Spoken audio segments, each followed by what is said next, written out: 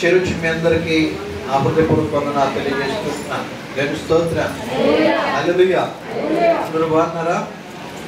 దేవుని స్తోత్రం. కుటుంబ ప్రాంతాల గ్రహణులందరూ ధ్యానం చేసుకుంటా పరిశుద్ధ లేఖన భాగాల్లో నుంచి కీర్తనల గ్రంథం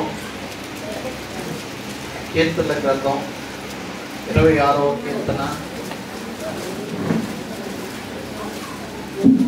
పరిశుద్ధ లేఖన భాగాల్లో నుంచి కీర్తనల గ్రంథం 26వ కీర్తన, పరిశుద్ధ లేఖన భాగాల్లో నుంచి కీర్తన గ్రంథం 26వ కీర్తన మొదటి వచ్చిన భాగం. యెహోవా, నేను యథార్థవంతుడనై ప్రవర్తించుచున్నాను, నాకు తీర్పు తీర్చుము. ఏమీ సందేహపడకుండా యెహోవా యందు నేను నమ్మిక ఇచ్చున్నాను. యెహోవా, నన్ను పరిశీలించుము, నన్ను పరీక్షించుము, నా అంతరింద్రియములను నా హృదయమును పరిశోధించుము. దేవుని స్తోత్రం. హల్లెలూయా, హల్లెలూయా. దేవుని స్తోత్రం. చదవబడిన లేఖన భాగాలను మనం జ్ఞాపకం చేసుకున్నట్టయితే కీర్తనాకారుడైనటువంటి దావీదు తన జీవితంలో అనేకమైన శోధనలో, అనేకమైన ఆటంకాలు, నేను చాలా సందర్భాలు చెప్పాను. కీర్తనాకారుడు ఎటువంటి పరిస్థితిలో ఉన్నాడంటే అందరి చేత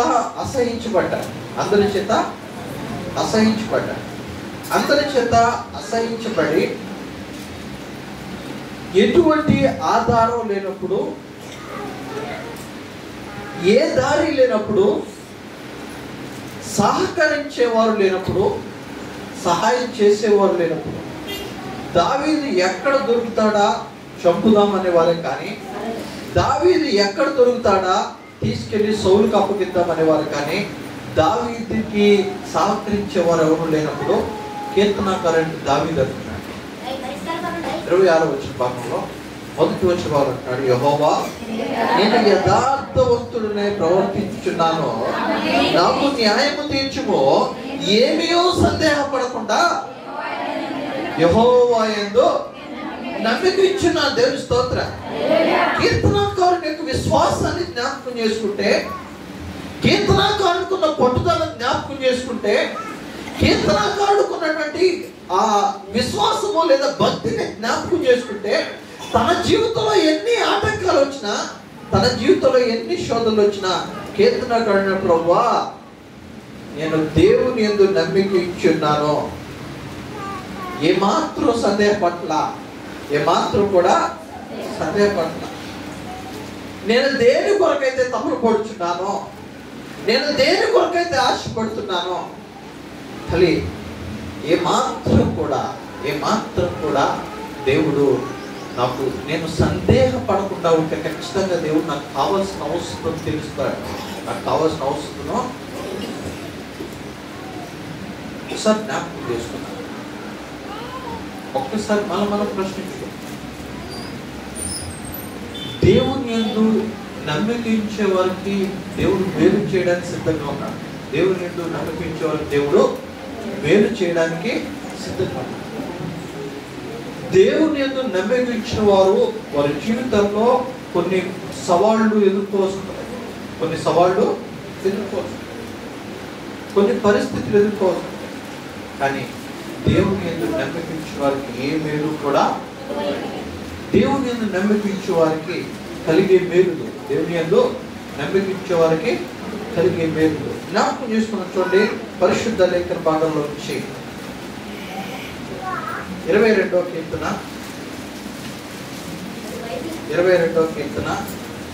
5వ వచ్చిన భాగం, 4వ వచ్చిన భాగం. మా పితరులు నీ యందు నమ్మకించిరి, వారు నీ యందు నమ్మకించగా నీవు వారిని రక్షించితివి. దేవుని స్తోత్రం. హల్లెలూయా. చూడండి, దేవుని యందు నమ్మకించిన వారికి కలిగే మేలులు, దేవుని యందు నమ్మకించిన వారికి కలిగే మేలులు, ఎవరైతే దేవుని యందు నమ్మకించుతారో వారి జీవితంలో కలిగే మేలులు వారికి దేవుడు ఇచ్చే ఆశీర్వాదం మొదటి ఏంటి తెలుసా? దేవుడు రక్షించును. దేవుడు రక్షించును. ఎవరైతే దేవుని మీద భారం వేస్తారో, చూడండి లేఖన భాగాలు అంటాడు, మా పితరులు నీ యందు నమ్మకించిరి, వారు నీ యందు నమ్మకించగా నీవు వారిని రక్షించితివి. దేవుని యందు నమ్మకించారు. దావీదు మాట్లాడుతున్నాయా, నా పితరులను రక్షించింది నువ్వే.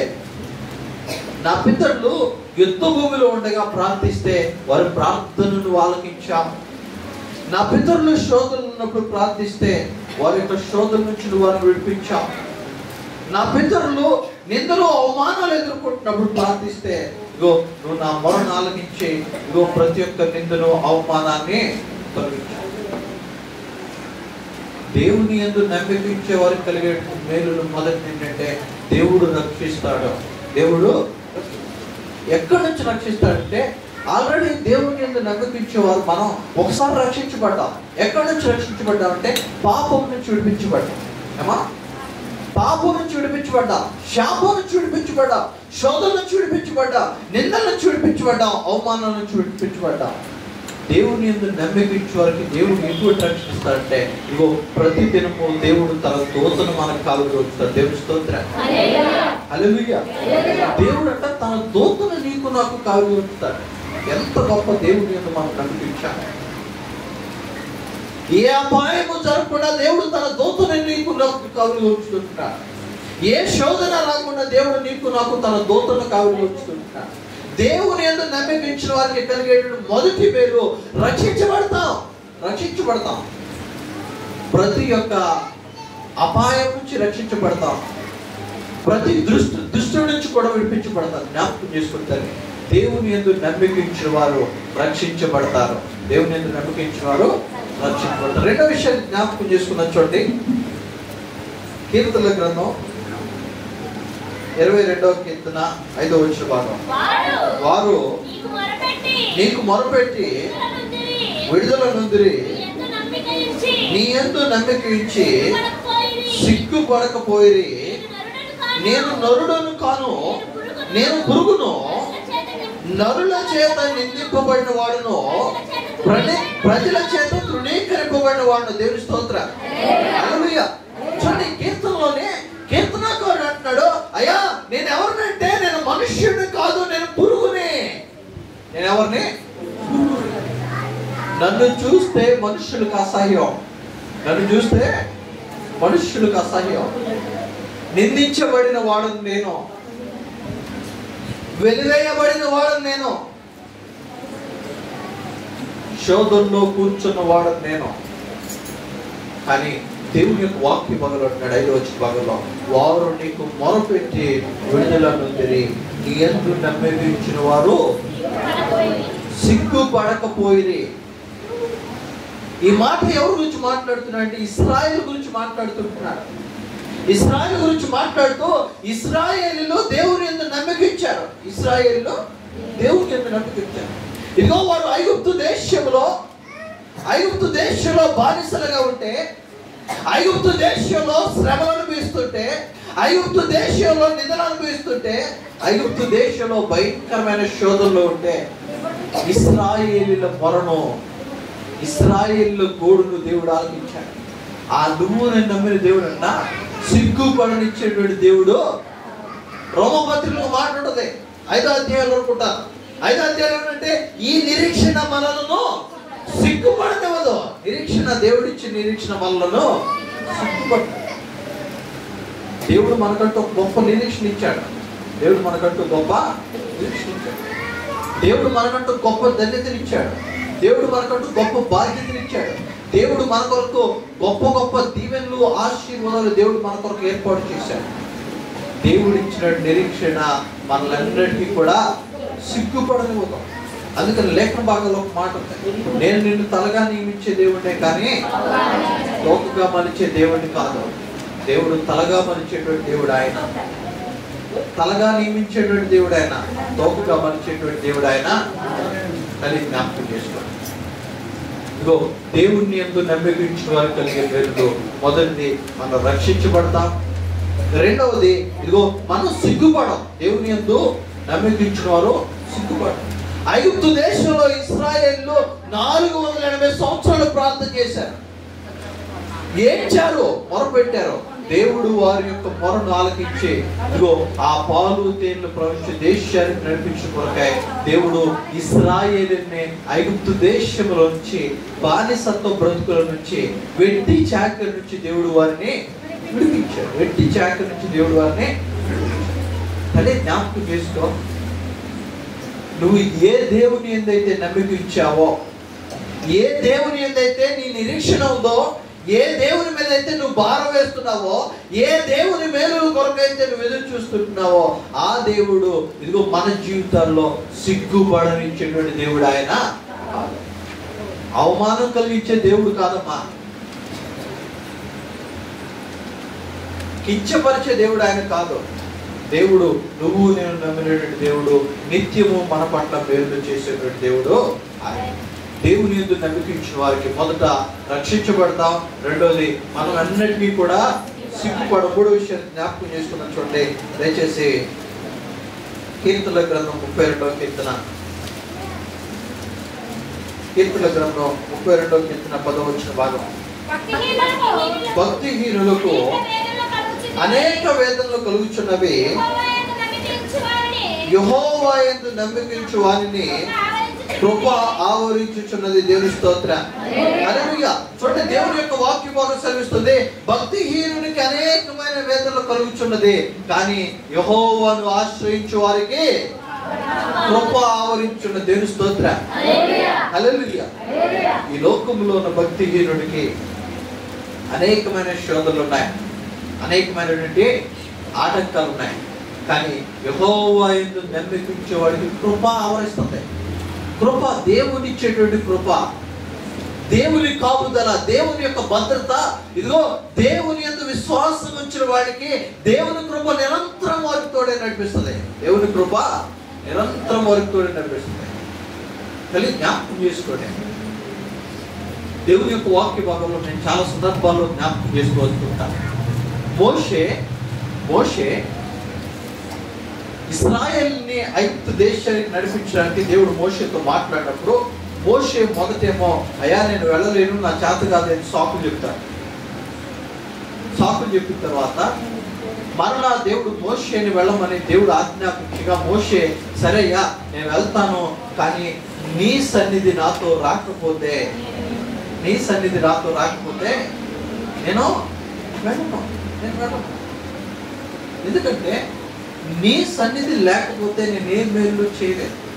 అమ్మ ఈ మాట కాడ ఈ మధ్య కాలంలో నేను ఒక ఆయనతో మాట్లాడుతుంటే ఆయన చెప్పారు ఏమంటే, ఎందుకంటే నాకు ఆశ్చర్యం వేసింది ఈ మాట నాకు. మోషే అంత గొప్పగా ఇశ్రాయేలు నడిపించాడు కదా, మోషే అంత గొప్పగా ఇశ్రాయేలు నడిపించాడు.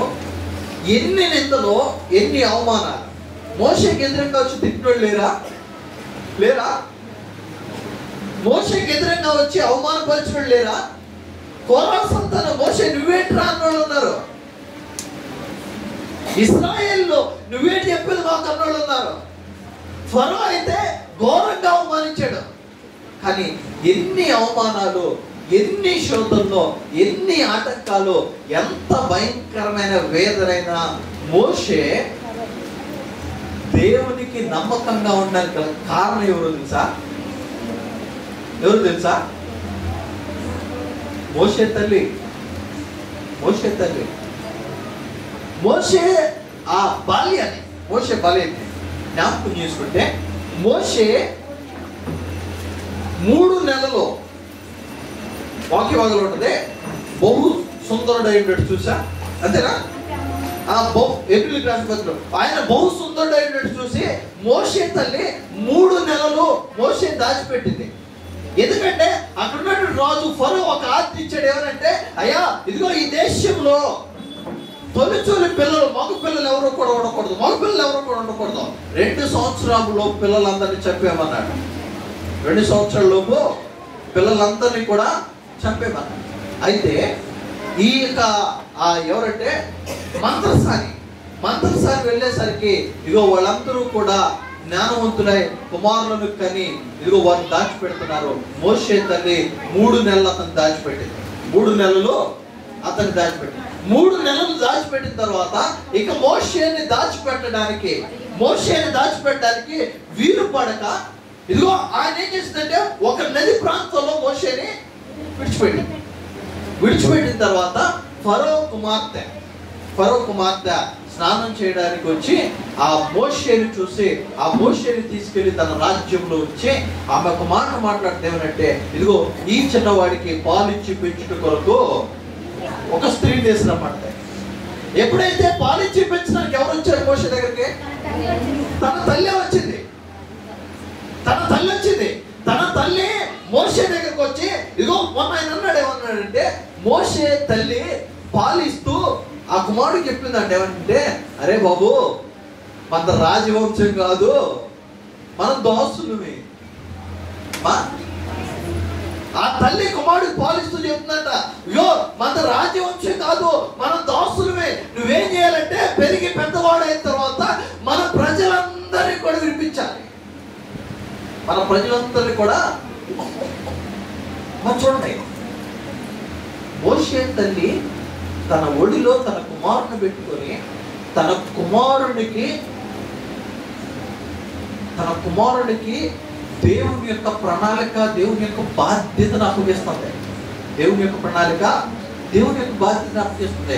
ఇదిగో ఈ కుమారుడు, ఆ పాలిస్తున్న కుమారుడు తన కుమారుని తల్లికి తెలుసు. ఏమా? తల్లికి తెలుసు.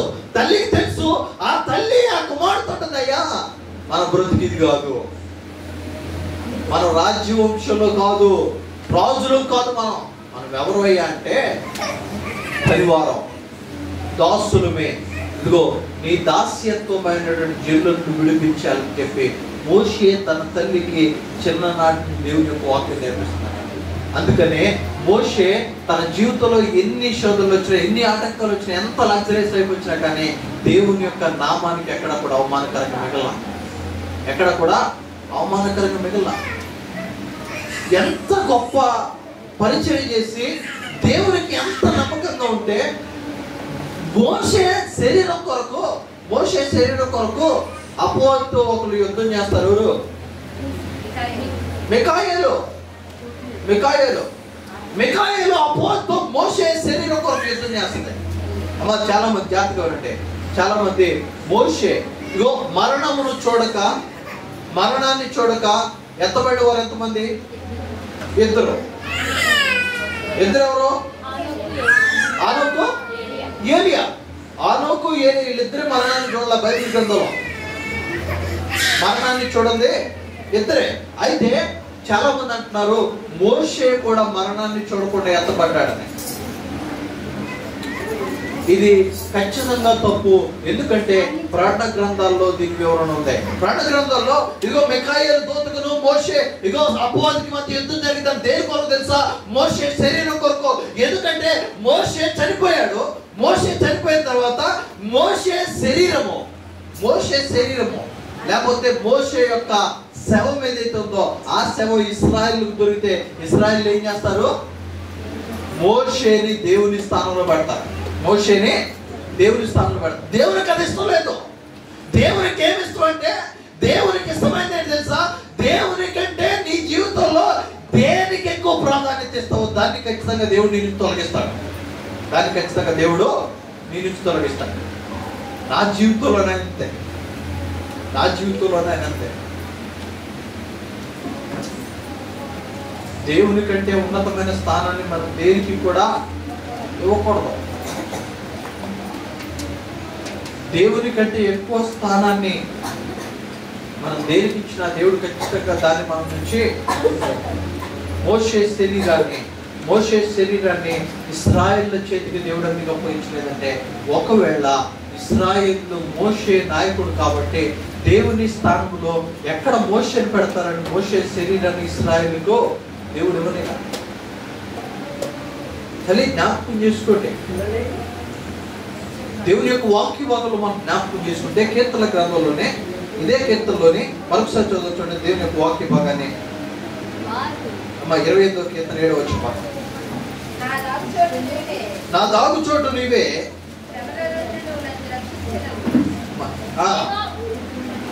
28వ కీర్తన 7వ వచనం. యెహోవా నా ఆశ్రయము, నా కేడము, నా హృదయము, ఆయన యందు నమ్మిక ఉంచినందున నాకు సహాయము కలిగి కావున నా హృదయము ప్రహర్షించుచున్నది. కీర్తనతో నేను ఆయన్ను స్తుతించున్నాను. 4వ విషయాన్ని మనం జ్ఞాపకం చేసుకుంటే, దేవుని యందు నమ్మకించే వారికి కలిగేటువంటి మేలులు, దేవుని యందు నమ్మకించే వారికి కలిగేటువంటి మేలులు. మొదటి మేలేమో దేవుడు మనల్ని రక్షిస్తాడు, రెండో మేలేమో దేవుడు మనల్ని సిగ్గుపడనివ్వడు, మూడోడేమో దేవుని యొక్క కృప మనల్ని ఆవరిస్తుంది. దేవుని కృప మనల్ని ఆవరిస్తుంది. ఎన్ని శోధనలో ఉన్నా, ఎన్ని ఆటంకాలు ఉన్నా దేవుని కృప మనలను ఆవరిస్తుంది. 4వ మేలు, దేవుడు చేసే 4వ మేలు తెలుసా? సహాయము మనకు కలుగుతుంది. దేవుని స్తోత్రం. హల్లెలూయా, హల్లెలూయా. చూడండి, దేవుని యొక్క వాక్యం అంటున్నాడు, యెహోవా నా ఆశ్రయము, నా కేడము, నా హృదయము, ఆయన యందు నమ్మిక ఉంచిన గనుక నాకు సహాయము కలుగుతుంది. తల్లి ఒక్కసారి జ్ఞాపకం చేసుకో, దేవుడు మనం అడిగితే అడిగిన వాటన్నిటిని ఇచ్చినటువంటి దేవుడు ఆయన. కాదా? కాదా? నువ్వు అడిగినవన్నీ ఇచ్చేటువంటి దేవుడు ఆయన. కానీ మన జీవితంలో ఒక శోధన రాంగలోనే, ఒక బాధ రాంగలోనే, ఒక ఓపిక లేకపోకలోనే ఇదిగో దేవుడు నా నుంచి దీన్ని దూరం చేశాడు. దేవుడి యొక్క వాక్యం సెలవుస్తుంది, నాకు సహాయం చేయవాడు ఆయనే, నా హృదయం ఆయన యందు సంతోషించున్నది. సహాయం చేసే దేవుడు ఆయన. ఎప్పుడు సహాయం చేసే దేవుడు అంటే మనం మొరపెట్టినప్పుడు, మనము మొరపెట్టినప్పుడు. జ్ఞాపకం చేసుకోండి, దేవుని యందు నమ్మిక ఇచ్చే వారికి ఇచ్చేట 4వ మేలు తెలుసా? సహాయము కలుగును. దేవుని యొక్క సహాయం ఏ సందర్భంలో దేవుని సహాయం జరుగుతుంది తెలుసా? ఆఖరి నిమిషంలో దేవుని యొక్క మేలు మనకు దొరుకుతుంది. దేవుని మేలు ఎప్పుడు కూడా ముందు రాదు మనకే. నేను రాత్రికాల సభలో కూడా జ్ఞాపకం చేశాను. ఎవరంటే, మొదట మనం దేవుని యందు విశ్వాసం కలిగి ఉంటే, లేదా దేవుని మీద భారం వేస్తే, దేవుని సన్నిధానం మోకరిస్తే మొదట మనకు వచ్చేది ఏంటది? శోధన. మరి దీనిలో ఏమాత్రం ఆలోచించద్దు. నువ్వు ప్రార్థన చేస్తే నీకు వచ్చేది శోధన, నువ్వు దేవుని యందు భయభక్తులు చేస్తే నీకు వచ్చేది శోధన, నువ్వు మోకరిస్తే నీకు వచ్చేది శోధన, నువ్వు ఉపవాసం ఉంటే నీకు వచ్చేది శోధన. ఆ శోధనను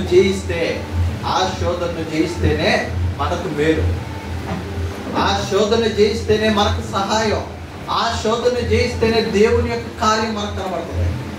జ్ఞాపకం చేసుకోండి, దేవుని యందు నమ్మిక ఇచ్చే వారికి ఇచ్చేటువంటి 4వ మేలు సహాయము మనకు కలుగుతుంది. సహాయము మనకు కలుగుతుంది. 5వ విషయాన్ని జ్ఞాపకం చేసుకున్నా చూడండి, కీర్తనల గ్రంథం 52వ కీర్తన. కీర్తనల గ్రంథం 52వ కీర్తన 8వ వచనం భాగం చూడండి. నేనైతే దేవుని మందిరములో పచ్చని ఒలీవ చెట్టు వలెనున్నాను, నిత్యము దేవుని కృపయందు నమ్మిక ఉంచి ఉన్నాను. చాలమ్మా, దేవుని స్తోత్రం. నేనైతే దేవుని మందిరములో పచ్చని ఒలీవ చెట్టు వలె ఉన్న. దేవుని స్తోత్రం. హల్లెలూయా, హల్లెలూయా. ఎంత గొప్ప దేవుడు. కీర్తనకారుడు, నేనైతే దేవుని మందిరములో పచ్చని ఒలీవ చెట్టు వలె ఉన్నాను, నిత్యము దేవుని కృపయందు. కీర్తనకారుడు మాట మాట్లాడగల కారణం జ్ఞాపకం చేస్తాను. కీర్తనకారుడు అంటున్నాడు, నేనైతే పచ్చని ఒలీవ చెట్టు గురించి నేను చాలా సందర్భాలు మాట్లాడాను. నీ భోజనం బల్ల చుట్టూ నీ పిల్లలు ఒలీవ మొక్కల వలె ఉందురు అని దేవుని యొక్క వాక్య భాగం సెలవిస్తున్నాయి. ఎందుకు బైబిల్ గ్రంథంలో దేవుని యొక్క వాక్య భాగానికి ఇంత ప్రాధాన్యత ఒలీవ మొక్కలకి ఇచ్చాడంటే, దేవుడు మన జీవితాల్లో, మన కుటుంబాల్లో పచ్చగా వర్ధిల్లే వరంగా మనం ఉండాలి. పచ్చగా విశ్వాస జీవితంలో మనం పచ్చగా కనబడాలి, ఆత్మీయ జీవితంలో మనం పచ్చగా కనబడాలి. దేవుని యొక్క కార్యాలు, దేవుని యొక్క మేలులు అనుభవించట్లో మనం పచ్చగా ఉండాలి. జ్ఞాపకం చేసుకుంటే తల్లి, ఇదిగో దేవుని యందు విశ్వాసం ఉంచిన వారికి, దేవుని యందు నమ్మకించిన వారు 5వ మేలు ఏంటి తెలుసా? పచ్చని ఒలీవ మొక్క వలె వారు ఉంటారు. పచ్చని ఒలీవ మొక్క వలె ఉంటారు. దేవుని యందు నమ్మకించే వారికి ఏ మేలు కుదురాదు, ఏ మేలు కూడా కుదురాదు. దేవుడు నీ జీవితంలో కార్యం చేయడానికి ఆలస్యం అవుతుందేమో, కానీ అలక్ష్యము చేసే దేవుడు ఆయన కాదు. నువ్వు అడిగింది ఇచ్చే దేవుడు ఆయన, నువ్వు అడిగింది నీకు దూరం చేసే దేవుడు ఆయన కాదు. కానీ దానికి కొంత సమయం కావాలి, ఓపిక కావాలి, సహనం కావాలి. దేవుని సంఘాల్లో మొరపెట్టే వారంగా మనం ఉండాలి. ఎప్పుడైతే మనం మొరపెట్టే వారంగా ఉంటామో అప్పుడు మనం ఆశీర్వదించబడతాం, అప్పుడు మనము దీవించబడతాం. దయచేసి ఆఖరిగా 6వ మాట జ్ఞాపకం చేసుకున్న ఆ వాక్యాన్ని ముగిస్తాం. దయచేసి చూడండి, దేవుని యొక్క వాక్య భాగంలో నుంచి కీర్తన గ్రంథం 125వ కీర్తన 125వ కీర్తన మొదటి వచనం భాగం. యెహోవా యందు నమ్మకించువారు కదలక నిత్యము నిలుచు సియోను కొండ వలె. దేవుని స్తోత్రం. 6వ మేలు దేవుడిచ్చేటువంటి 6వ మేలు తెలుసా? కదలక నిత్యము సియోను కొండ వలె వారుతారు. కదల్చబడం. దేవుని యందు భయభక్తులు కలిగిన వాడు అన్నిటికీ కూడా కదల్చబడలో. దేవుడు స్థిరత్వాన్ని ఇస్తే, దేవుడు నిలబెడితే, ఎన్ని శోధనలు వచ్చినా, ఎన్ని ఆటంకాలు వచ్చినా ఖచ్చితంగా మనం స్థిరంగా నిలబడతాం. ఖచ్చితంగా మనము స్థిరంగా నిలబడతాం. తల్లి జ్ఞాపకం చేసుకుని ఒకసారి దేవుని యొక్క వాక్య భాగం సెలవిస్తుంది, యెహోవా యందు నమ్మకించువారు కదలక నిత్యము నిలుచు సియోను కొండ వలె ఉంటారు. దేవుని యందు నమ్మకించేవాళ్ళు కదలకుండా నిలబడతారు. దేవుని యందు మనం నమ్మకించుతున్నామా? దేవుని యందు నమ్మకించే వారికి మనం ఉన్నామా? తల్లి ఒక్కసారి జ్ఞాపకం చేసుకోండి. ఒక్కసారి మనం ప్రశ్నించుకుందామా? నువ్వు కదల్చబడవు, దేవుని యొక్క వాక్య భాగం సెలవిస్తుంది. కానీ మనం ఎందుకు శోధనలు వచ్చినప్పుడు, మన జీవితంలో అలవలు వచ్చినప్పుడు మనం ఎందుకు మన జీవితంలో అటు ఇటు కదిలే వారంగా ఉంటున్నాం? ఎందుకు కదిలే వారంగా ఉంటున్నామంటే దేవుని యందు నమ్మకించట్లేదేమో. దేవుని యందు నమ్మకించట్లేదు. అంటే ఒక్కసారి జ్ఞాపకం చేసుకో, ఒక్కసారి నిన్ను ప్రశ్నించుకో. దేవుని యందు నమ్మకించువాడు సియోను కొండ వలె కదలక నిలబడును, కదలక నిలుచుండను. కదలకుండా ఉంటారు. కానీ మన జీవితంలో శోధనలు ఆటంకాలు వస్తే నిత్యము మనం అటు ఇటు కదల్చబడే వారంగా ఉన్నామా? అటు ఇటు పరుగులెత్తే వారంగా ఉంటున్నామా? అది ఒక్కసారి జ్ఞాపకం చేసుకో. ఒక్కసారి నిన్ను ప్రశ్నించుకో. ఏ స్థితిలో మనం ఉన్నా, ఏ స్థితిలో మనం ఉన్నా. దయచేసి ఇంకొక మాట చూడండి. ఆ పరిశుద్ధ లేఖ భాగంలో నుంచి కీర్తన గ్రంథం 56వ కీర్తన, కీర్తన గ్రంథం 56వ కీర్తన 4వ వచనం భాగం చూడండి. దేవునిని బట్టి నేను ఆయన వాక్యమును కీర్తించెదను. దేవుని యందు నమ్మకించున్నాను, నేను భయపడను. శరీరధారులు నన్నేమి చేయగలరు? దేవుని స్తోత్రం. హల్లెలూయా. దేవుని యందు నమ్మకించువాడు లోకములో ఉన్న వాటికి భయపడడు. దేవుని యందు నిలిచిన వాడు లోకములో ఉన్న వాటికి భయపడడు. నేను చాలా సందర్భాలు చెప్పాను. హెబ్రీయులకు రాసిన పత్రికలో ఒక మాట ఉంటుంది, ప్రభువే నా సహాయకుడు, నరమాత్రుడు నన్ను ఏం చేయగలడు? మనుష్యుడు ఏం చేస్తాడమ్మా? దేవుని బలం నీకుంటే. మనుష్యుడు ఏం చేస్తాడు? దేవుని యొక్క శక్తి నీకుంటే. ఈ లోకంలో అంధకార క్రియలు ఏం చేస్తాయి? దేవుని బలం నీకుంటే. ఈ కుటుంబం, ఈ లోకంలో ఉన్నటువంటి చీకటి శక్తులు ఏం చేస్తాయి? దేవుని యందు నీకు బలం ఉంటే. దేవుని యందు నిలబడేవాడికి భయం లేదు. దేవుని యందు నిలబడేవాడికి భయం లేదు. ఎందుకంటే ఈ లోకంలో వచ్చే ప్రతి శోధనను కూడా ఎదిరించడానికి నాకంటే ముందుగా నా దేవుడు నా పక్షం నిలబడతాడు. కాబట్టి నాకంటే ముందుగా నా దేవుడు నా పక్షం నిలబడతాడు. దేవుని యందు నమ్మకించే వారికి భయం ఉండదు, భయం లేదు.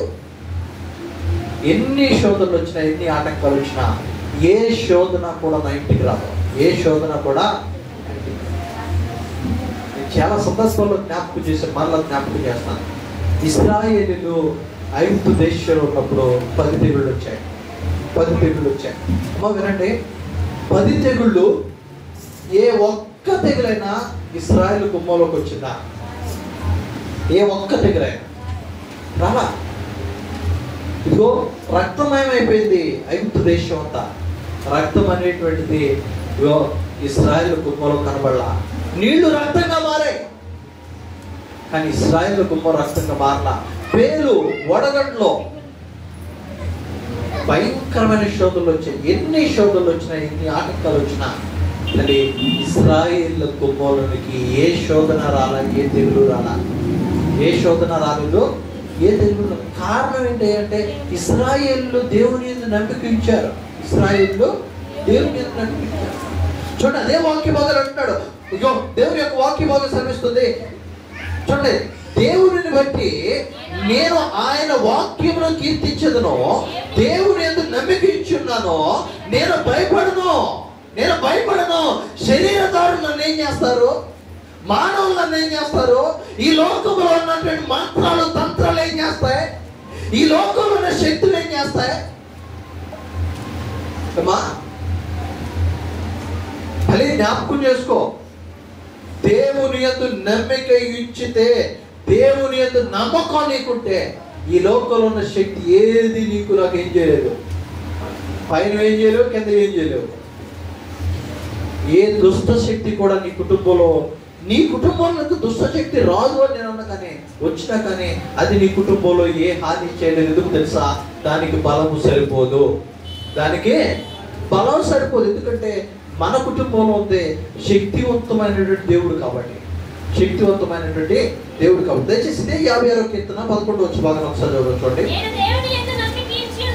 నేను దేవుని యందు నమ్మిక ఉంచున్నాను, నేను భయపడను, నరులు నన్ను ఏమి చేయగలరు. ఇదే కీర్తనలో 2 సార్లు మాట్లాడుతున్నాడు కీర్తనకారుడు. ఇదిగో నేను దేవుని యందు నమ్మిక ఉంచాను, నరులు నన్ను ఏం చేస్తారు. దేవుని యందు నమ్మికించా, భారము బరువు అన్ని కూడా దేవుని మీద వేసా. ఈ లోకంలో నరులు ఎవరు కూడా నన్ను ఏమి చేయరు. ఎందుకంటే నా సహాయకుడు దేవుడు. నేను నమ్మింది ఎవరినై అంటే దేవుని యందు నమ్మిక ఉంటే మన జీవితంలో ఏ మేలు కూడా తక్కువ కాదు, ఏ కొరత రాదు. దయచేసి జ్ఞాపకించుకోండి, దేవుని యందు నమ్మిక ఉంచితే మేలులతో నింపబడతా, దీవించబడతా. తలలో వచ్చినా కళ్ళు మూసుకుందా.